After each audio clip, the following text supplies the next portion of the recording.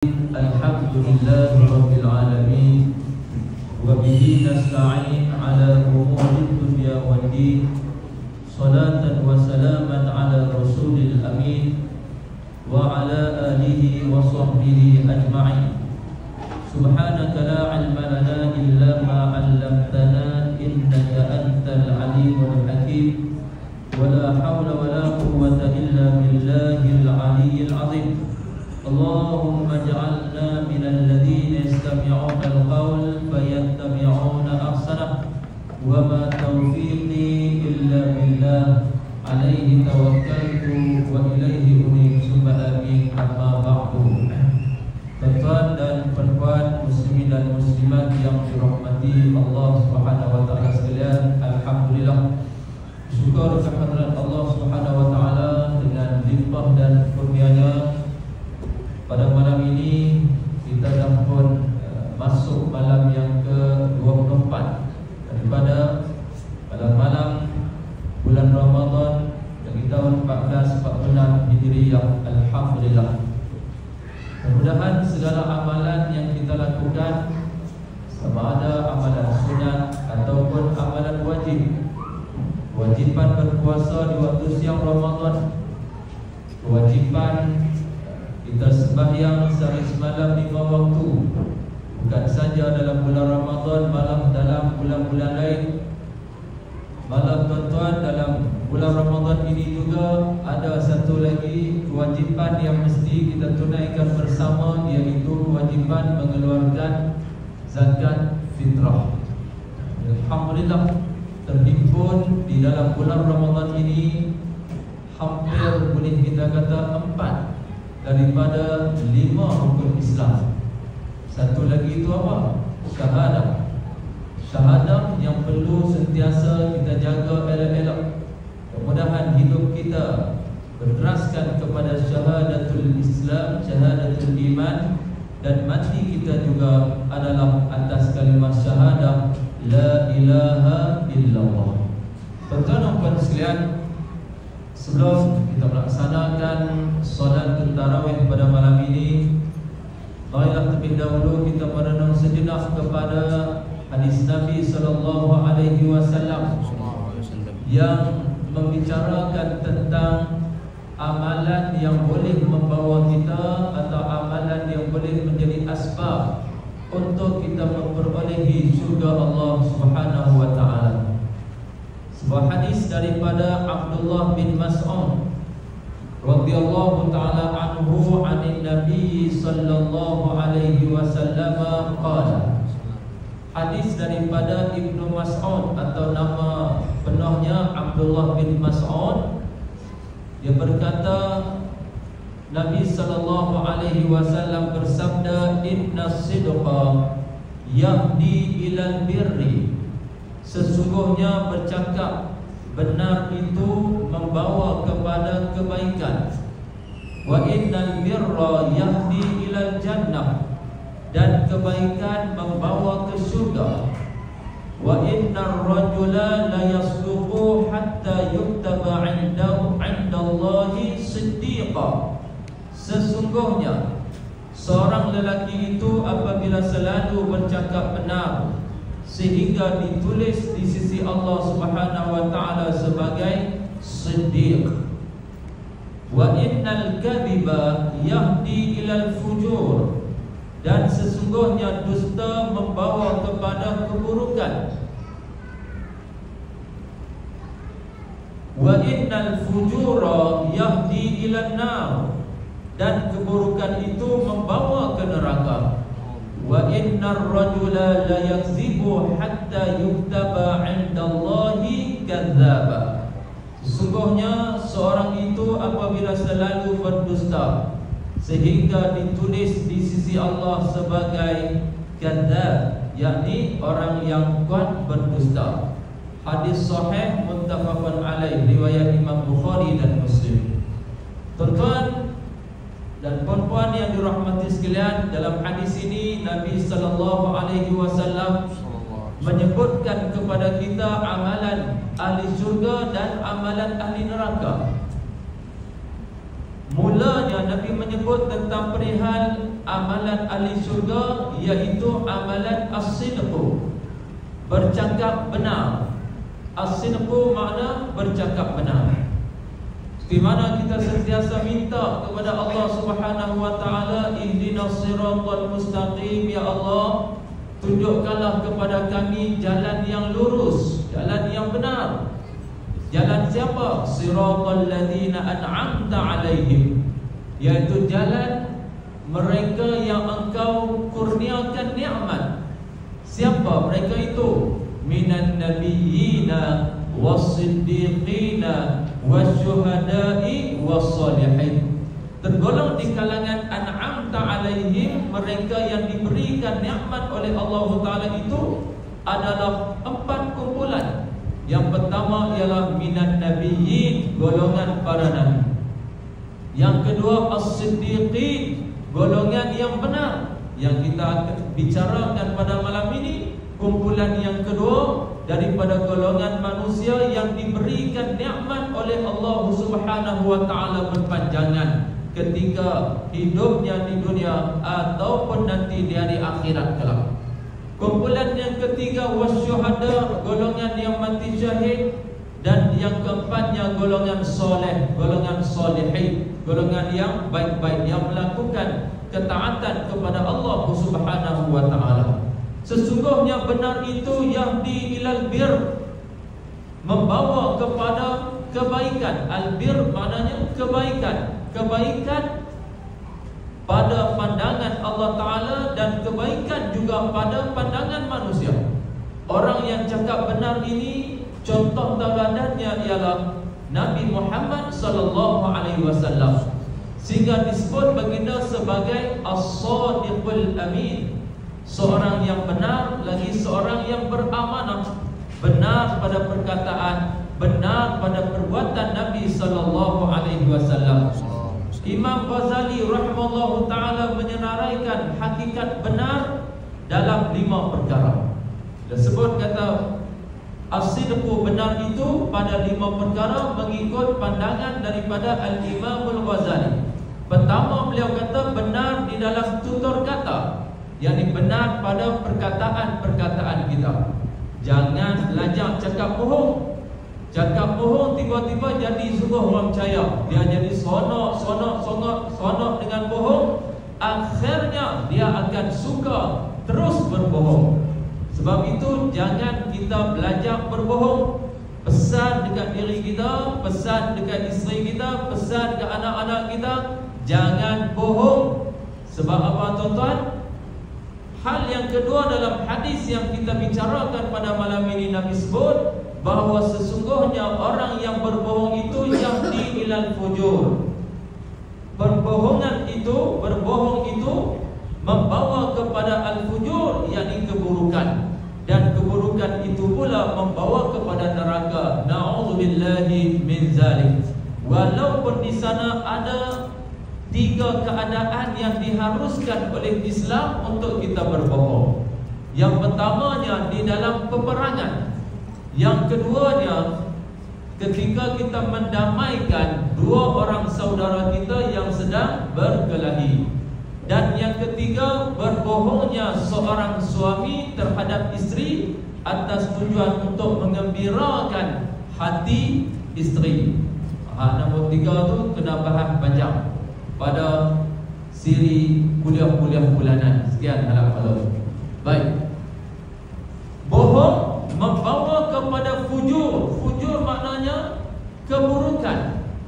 Jangan suka berbohong, kerana sekali bohong, bila lepas pi bohong tu, dia akan main pula QRSTU. Bagaimana dah lepas pi?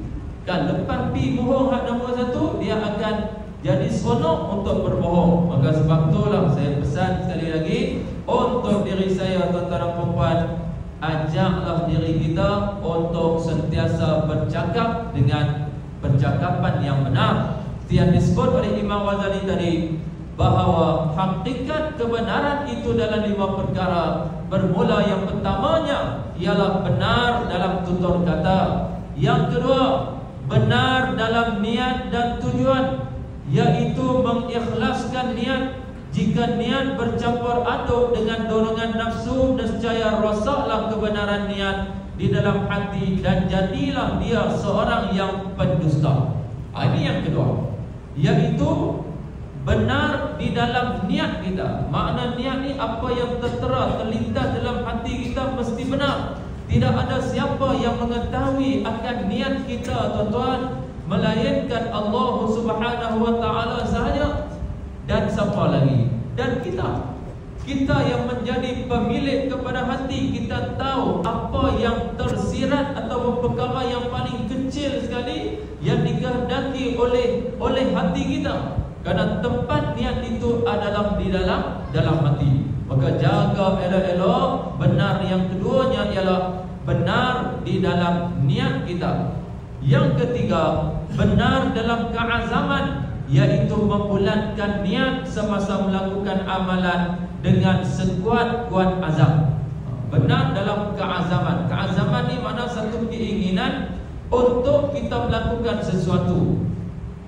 Contoh, lepas mayang tarawih, habis mayang witir, aku nak iktikaf dulu dalam surau Al-Mu'min. Sekarang ni dah naik jadi Masjid Mukmin ni, nak iktikaf dalam masjid. Niat lama dah nak pergi Masjid Sungai Ulang, jauh dah. Lah ni depan mata. Lepas mayang witir, aku nak duduk dulu dalam Masjid Ghairul Jami' ni, aku nak iktikaf. Tak azam tu clear dah. Habis mayang witir, kawan kata jom kena mutabak dulu, ada lagi 2-3 biji. Oh ya ke? Kena lupa dengan ayat tu. Bermakna keinginan kita atau azam kita itu belum telus, belum termasuk dalam kumpulan yang dinyatakan oleh Nabi, inna sidqa yahdi ilal bir tadi. Maka keazaman yang ada dalam hati kita perlu dibenarkan dalam bentuk perkataan dan dalam bentuk perbuatan. Azam untuk buat, maka usahalah dengan sebaik mungkin untuk buat. Bila kita nak buat, dia mainlah yang kebenaran hak nombor 2 tadi, yakni benar pada niat. Perbezaan di antara istilah keazaman dan juga niat tadi. Niat ini ialah qasdu syai'in muqtarinan bi fi'lin. Keinginan untuk melakukan sesuatu yang disertai dengan buat. Dia nak sembahyang apa? Dia nak sembahyang tarawih. Dia pun niat sembahyang tarawih, usolli sunnatat tarawih rak'ataini makmuman li ta'ala. Dia takbir, dia sembahyang. Kecuali di dalam ibadat puasa. Lepas sembahyang witir, Tok Imam baca derah untuk peringat kepada semua makmum, nawaitu sawmawadin an adai fardhi syahri ramadhana hadhihi sanati lillahi ta'ala. Balik rumah dia tak makan dah. Bini dia heran, awak ni abang, tadi Tok Imam ajak niat puasa, dah niat dah, mana boleh makan yang oi. Oh tukar kali dengan bini dia tak makan sebab niat dah. Yang tu saja yang ghairu muqtarinin bi fi'lin, yang tidak disertai dengan amalan. Alhamdulillah, Allah Maha mengetahui apa yang Allah syariatkan kepada kita adalah untuk mempermudahkan kita. Bayangkan tuan-tuan, kalaulah niat puasa itu kena tepat di waktu orang azan. Azan berapa orang teruk? Tak faham teruk. Berapa orang yang terkandas daripada niat tadi? Kan? Masuk contoh sekarang 6.15 pagi. Dia jaga pukul 6.30. Allah, tak niat puasa. Pakai tak boleh puasa. Hai pasal apa hari ni tengok nampak tergan. Aku makin lewat 6.30. Patutnya kena niat 6 subuh.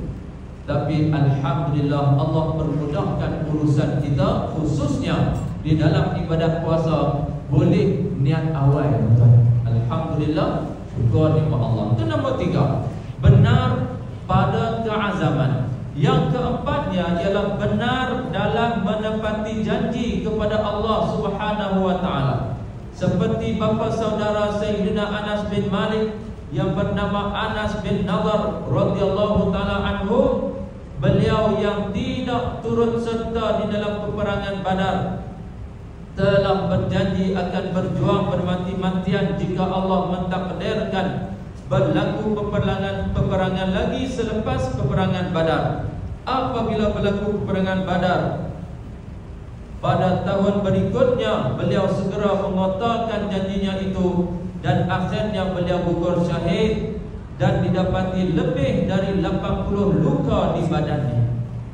Dia janji dah pada peperangan Badar yang berlaku pada tahun 2 Hijriah itu, dia tak dapat untuk bersama. Dia kata, kalau berlaku peperangan lagi ya Rasulullah, aku akan bersama dalam siri peperangan tersebut walaupun sehingga tergadai nyawaku. Allah memberikan kepadanya umur panjang dan Allah takdirkan dia meninggal dunia dalam peperangan tersebut, gugur syahid dia. Ini yang disebut yang keempat tadi, benar di dalam menepati janji kita dengan Allah Subhanahu wa taala. Dan yang kelima Imam Ghazali sebut ialah benar dalam amalan, iaitu persamaan gerak-geri yang batin dengan gerak-geri yang zahir.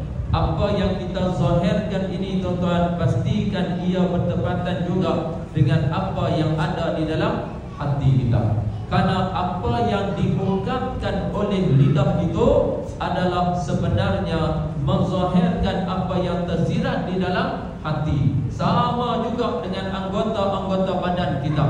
Dia bergerak, dia bertindak, pastikanlah ia bertepatan dengan hati kita.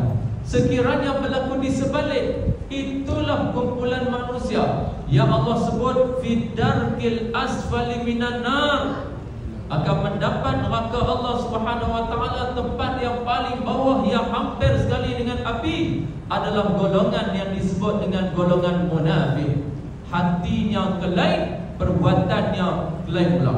Hatinya lain, kata dia pun lain. Maka itulah kumpulan yang dibinasakan oleh Allah Subhanahu wa taala. Nama Islam tetapi perbuatannya adalah bertentangan dengan apa yang ditetapkan oleh Islam. Bismillah muslimat rahimakumullah. Maka hadis ini secara umumnya mengajak kepada kita untuk menjadi golongan as-sidqu, yakni benar, kerana sesungguhnya benar itu akan membawa kepada albir, kebaikan, dan bahawa sesungguhnya kebaikan itu tak lain dan tidak bukan, ia akan membawa untuk menuju ke syurga Allah Subhanahu wa taala. Jangan kita tinggalkan doa, minta agar Allah Subhanahu wa taala menjadikan kita tergolong di kalangan mereka yang nanti di hari akhirat kelak bersama dengan kumpulan 4 kumpulan besar yang ditempatkan dalam syurga, yang disebut dengan kumpulan minan nabiyyin was-siddiqin wasyuhada was-shalihin itu. Dan juga minta kepada Allah Subhanahu wa taala tuan-tuan, Allahumma tahhir qulubana minan nifaq. Ya Allah, bersihkanlah hati kami daripada sifat kemunafikan. Tahhir qulubana minan nifaq wa a'malana minar riya. Bersihkanlah amalan-amalan kami daripada menunjuk-nunjuk. Wa alsinatana minal kadhib. Bersihkanlah alsinatana, lidah-lidah kami ini ya Allah, minal kadhib, daripada bercakap bohong, bercakap dusta. Wa a'yunana minal khiyanah, dan ya Allah bersihkanlah mata-mata kami ini daripada pandangan yang khianat. Mana pandangan khianat, melihat perkara yang ditegak oleh Allah Subhanahu wa taala. Jadilah kumpulan sidqan, jauhkanlah diri daripada kumpulan al-kidbu, pendusta, pembohong, kerana sesungguhnya berbohong itu akan membawa kita ke neraka Allah Subhanahu wa taala.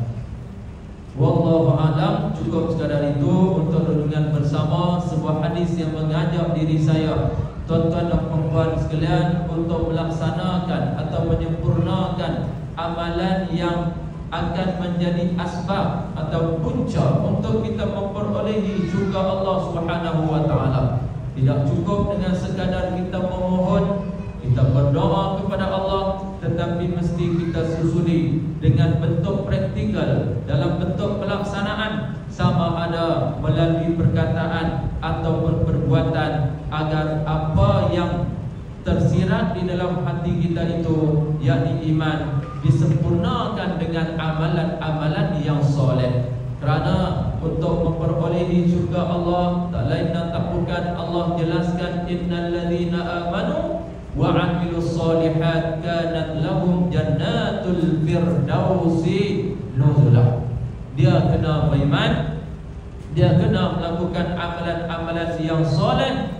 Dan kita kongsikan pada malam ini amalan soleh yang boleh menjadi asbab untuk kita mendapat syurga Allah Ta'ala, ialah jadilah orang yang benar. Hada wa billahi taufiq. Assalamualaikum